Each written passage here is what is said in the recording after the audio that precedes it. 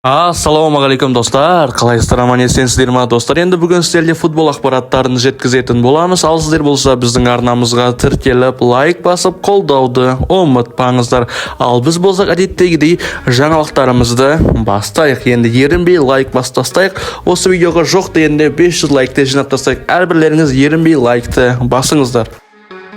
Ұлттар лигасының финалының алдында Ламин Ямал Криштиану Роналду туралы өте жылы пікір айтқан еді. Ол португалиялық аңыз ойыншының жетістіктеріне үлкен құрметпен қарайтын және оны тарихтағы ең үздік ойыншылардың бірі деп санайтынын жеткізді.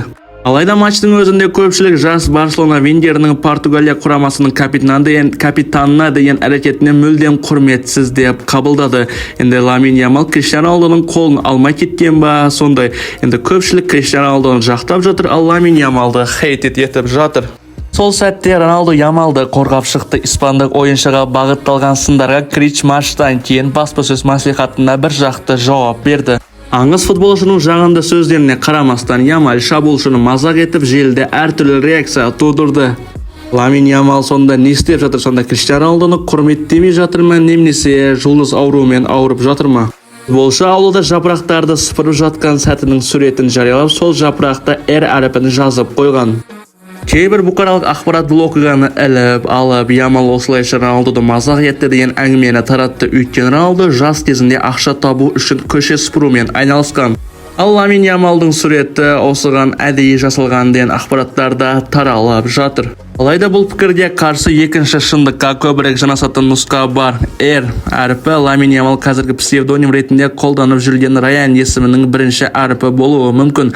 Бірақ бұл тек болжамдар ғана, нақты дәлелдер жоқ. Ал факт ретінде белгілі жайт, Барселона шабуылшысы Лионель Мессиге жазылудан бас тартқан. Ақпараттың хабарлауынша, Ламин Ямал кәсіби футболшы атанған сәттен бастап екеуі мүлдем байланыс орнатпаған. Ал аргентиналық ойыншы 17 жастағы каталондық вингерге ешқашан жауапты жазылым жасамаған. Ақыры Ямал Интер Майами шабуылшысына отписка жасап тастаған.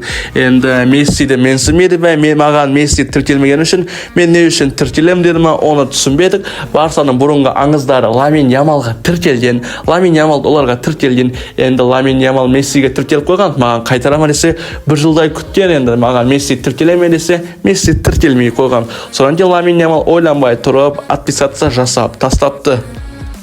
Милан бұл жазда трансферлік нарықта өте белсенді қимылдап жатыр. Бұл екі негізгі жағдаймен байланысты. Біріншіден, рассанерлердің жаңа бас бапкері тағайындалды. Команданы Массимилиано Аллегри басқармақ. Ал жаңа жаттықтырушының келуі әрдайым құрамға қайта құрумен қатар жүреді. Екіншіден, клуб негізгі ойыншыларының бірінен айырылды. Таяни Рейндерс Манчестер Сити клубына 55 миллион еуроға ауысты. Ақпаратты Трансфермаркет порталы таратты. Сонымен қатар жақын арада клуб тағы бір маңызды футболшының айырылуы мүмкін. Челси клубы келіссөздеріне сәтсіз аяқталғанына қарамастан, Майк менен әлі де басқа клубтар үшін тартымды нұсқа болып отыр. Француз қақпашысы солтүстік Италияда мансабын жалғастыруға аса ниетті емес. Осы себепте Милан басшылығы қақпаға кім тұратынын ойластыруы керек. Тағы бір маңызды жаңалық, Тео Эрнандес те клубтан кетпек. Соңғы мәліметтер бойынша сол қаптал қорғаушысы Атлетико Мадридпен жеке келісім шарттарымен келіскен. Демек, келесі маусымда Милан тек тактикалық тұрғыда ғана емес, негізгі ойыншылар жағынан да қатты өзгереді. Енді команданы күшейтуге кім келеді? Клуб Таяни Рейндерстің орнына Лука Модричпен келісім шарт жасауды жоспарлап отыр. Хорватиялық футболшы клубтар арасындағы әлем чемпионатынан кейін рассанери ойыншысы атанбақ. Ал қақпа мәселесі әзірге ашық күйде қалды. Майк Меньянның орнын басуға үміткерлердің бір ретінде Марк-Андре Тер Штеген аталуда. Алайда қазіргі таңда ол Барселонадан кеткісі келмейтінін айтып жатыр. Негізі құрамға алаңға шықпаса да. Бұл жақ қорғау шебін күшейту ретінде Александр Зинченконы алуды жоспарлап отыр. La Gazzetta dello Sport порталының хабарлауынша, клуб басшылығы Арсенал мен украиналық ойыншының трансфері туралы байланысқа шыққан. Өтпелі сома 15 миллион еуродан аз болуы мүмкін. Енді 15 миллион еуроға осы Александр Зинченконы қосып алса жақсы болады. Милан клубы біраз күшейіп қалатыны анық. Миланның бас бапкері Зинченконы тәжірибелі және позицияны жабалатын ойыншы деп жатыр. Тоғыздықтар өзгеруі мүмкін. Альваро Мората командаға қайтадан оралады, бірақ командадан кететін ақпараттар да бар. Лука Йович пен Абрахам да кетеді. Лука Йович командадан кетеді, Абрахам болса өзінің Ромасына оралатын болады. Милан клубы өздеріне тоғызық тауып қойыпты. Олар әрине Душан Влахович. Бұл туралы ақпаратты Массимилиано Аллегридің өзі растап отыр. Ол сербиялық шабуылшымен Ювентуста бірге жұмыс істеген.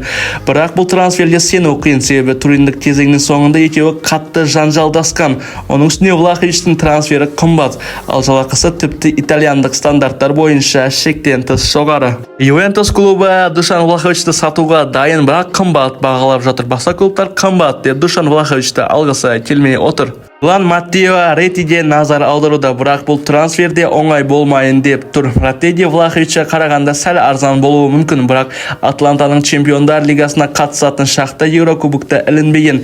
Миланға өту мансаптық тұрғыда ақылға қонымсыз болмақ. Енді не дейміз енді? Милан келесі маусымда Чемпиондар лигасында да ойнамайды, Лига Европада да және конференциялар лигасында да ойнамайды. Лука Модрич енді келесі маусымда қалай ойнайды, соны түсініп жатқан жоқпын. Лука Модрич пен Зинченконы қосып алатын болса, Милан клубы біраз күшейіп алатыны анық. Сіздер қалай ойлайсыздар? Миланның болашағы қандай болады? Өз ойларыңызды әрине комментарияға қалдырып кетсеңіздер болады әрине. Трент Александр-Арнольдтың әрекеті Реал Мадридтің жаңа ойыншысын таныстыру рәсіміне жиналған жұртты таңғалдырды. Кеше корольдік клуб ойыншыны қарсы алу үшін дәстүрлі салтанатты шара ұйымдастырды. Оқиғалар классикалық сценарий бойынша өтті. Алдымен медициналық тексеріс кезінде түсірілген қарапайым фотолар, содан кейін Сантьяго Бернабеу стадионындағы клуб мұражайындағы саяхат. Бұл жерде міндетті түрде Чемпиондар лигасын 15 кубогын көріп өтті. Содан кейін әрине Флорентино Перес пен өз жидесін таныстырды. Испания лигасының ережесіне сай негізі құрам ойыншысы әрқашанда 1-25-ке дейінгі нөмірді ала алады. Сондықтан Трентке өзінің сүйікті 66-шы нөмірінен бас тартуға тура келді. Дегенмен ол бұрынғы клубымен байланысты білдіретін нөмірді таңдады. Бұл 12. Бұл Ливерпульдің арқасындағы болған қос алтының қосындысы 6+6 тең 12. Ең қызықты оқиғалар бұлар емес. Трент Александр-Арнольд өзін таныстырған кезде әрине сөз сөйлейді.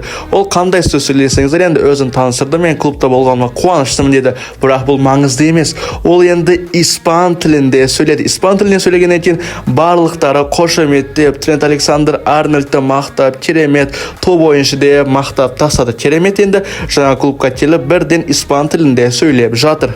Трент Александр-Арнольд сөз сөйледі, бұрынғы клубын ұмытпапты. Трент сұхбат берді. Мен Ливерпульға мәңгілік алғыс айтамын, және бұл клуб алдында мәңгі қарыздармын. Бұл мен үшін ең қиын шешім болды, бірақ мен әрі қарай қадам жасауым керек болды. Себебі бұл енді футбол деді. Трент Александр-Арнольдты Трент еткен әрине бұл Ливерпуль клубы. Кезек ойыншының видео презентациясына келгенде Мадридтік клуб басты қарсыластарында мазақ еткендей болды. Трент Александр-Арнольдтың осы бұрыштама көтергеннің арқасында Барселона клубы Чемпиондар лигасынан ұшып кеткен болатын. Енді бұны шығарды. Трент топ ойыншы, мықты ойыншы деп көрсеткісі келді, бірақ енді Барселонаға тиіскендей болды. Одан кейін әдеттегідей жаңа ойыншыны таныстыру сәті болды. Маслихат өтті және алаңдарда суретке түсті. Сонымен енді Трент Александр-Арнольд ресми түрде Реал Мадридтің ойыншысы. Реал Мадрид жанкүйерлерін құттықтап қаламыз. Енді 10 қаптал күшейе түскені анық. Енді Карвахальмен басты таласуды осы Трент Александр-Арнольд көрсететін болады. Де Брюйне ресми түрде жаңа клубының ойыншысы атанды. Ағылшын премьер-лигасының соңғы жылдарындағы үздік жартылай қорғаушы. Енді өткен маусымда серияның ең мықты хавбегі атанған Скотт Мактоминаймен орталық алаңда дуэт құрайды. Италия бұл жирен дуэтке дайын ба білмедік. Де Брюйне 2+1 схемасы бойынша келісім шартқа қол қойды. Жылына 5 миллион еуро жалақы алады. Бұл сома ақш пен Сауд Арабиясына түскен ұсыныстан әлде қайда төмен. Бірақ Кевин Де Брюйне Еуропада қалуды қалады және Чемпиондар лигасында өнер көрсетуді қалады және осы Еуропада қалды. Кевин Манчестер Сити сапында клубтық әлем чемпионатына қатысудан бас тартты. Шарт бойынша бұл турнирде ойнауы керек еді, алайда манчестерліктер аңызға айналған футболшыға келісім шарт аяқталғанға дейін еркін агент ретінде кетуге рұқсат берді. Де Брюйненің Неапольға қандай да бір физикалық формада келгені белгісіз. Ол әлі де жоғары деңгейдегі ойыншылардың бірі. Формасы керемет деп айтыламыз және Наполиді болашақта жақсы жетістіктерге көтере алады деген ойдамыз. Кевин Де Брюйнеге енді сәттілік тілеп қаламыз. Пеп Гвардиоланың қолында жарқырады десек те болар. Өте керемет деңгей көрсете алды.